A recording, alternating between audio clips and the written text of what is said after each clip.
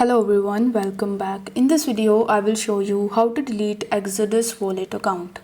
For that, you need to launch Exodus wallet application.